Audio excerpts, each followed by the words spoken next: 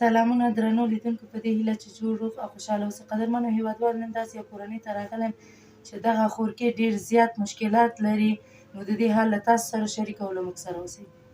السلام علیکم. څنګه یې خورکۍ، ښه یې؟ شکر دی. ماشومان دې ښه دي؟ خورکۍ ستاسو ادرس چا راکړی و چې تاسو ډېر زیات مشکلات لرئ، لکه چې تاسو خپل ستونزې په اړه چاته ویلی و، نو هغه موږ ته وویل نو راغلی چې ستا حل له خپلو هېوادوالو سره شریکوو. تاسو څه ستونزې مشکلات لرئ نو بیان کړئ. مشکلات مې خو ډېر زیات دی. خاوند مې ضعیفه دی، هغه دی زوړ دی. ما مور و پلار هڅه غوندې کړم په دې زوړ باندې. پلار کور کې مو سوځېدم او دلته مو سوځېدم.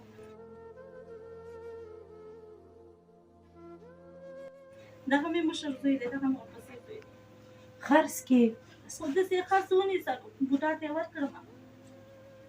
ډېر زیات حالات مې خراب دی. په دې کور کې پراته وم، کرا وسه نه لرم، غریبه یم، اوس د خرڅ مې نشته، هغه مې نشته دی. دغه مشکلات ډېر زیات لرم. خاوند دې څه کار کوي؟ خاوند مې کراچۍ چلوي. او د کور کرایه څو دی؟ د کور کرایه 50,000. نو دا څنګه ته ورکوې چې هغه ټول کراچۍ پراته دي که نه، ټول قسم په الله چې لا اله الا الله محمد رسول الله چې ټوله کرا را باندې پاتې ده. او چې ښه شي زنګ به راپسې ووهي چې کرا برابره کړي، موږ راځو.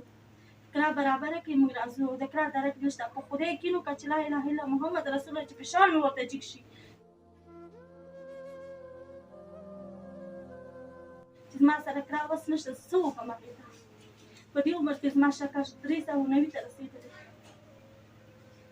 شکر لري؟ شکر لرم، فشار لرم. په دې ډېر تشویشونه ډېر راغلم چې دغسې ډېر زیات مشکلات مې دی. او دا د مشر زوی دی؟ دا مې مشر زوی دی. غریب د کومه به کوو، پاکټ راوړو، په خدای کې یو ورځ وشي. کله یو رقم وخت تېر کړه، کله بل رقم وخت تېر کړه. ډېر په سخت او ډېر په مشکله وخت تېر کړه. دغه ټول معلومات ټول ګاونډیانو ته معلومات دی. اوبه په کور کې نه لرم، چادرې مې په سر، کله یو کور ته سوال وکړه، کله بل کور ته سوال وکړه. اوبه راوړم، نه د وړو درکې، نه د غوړو درکې، نه د بل شي درکې. ماشومان دي، کله یو شی غواړي رانه، کله بل شی رانه غواړي. نو زه ډېر زیات مجبوره یم. او ستاسو د شپې لپاره څه لري؟ بس الله ایله ده.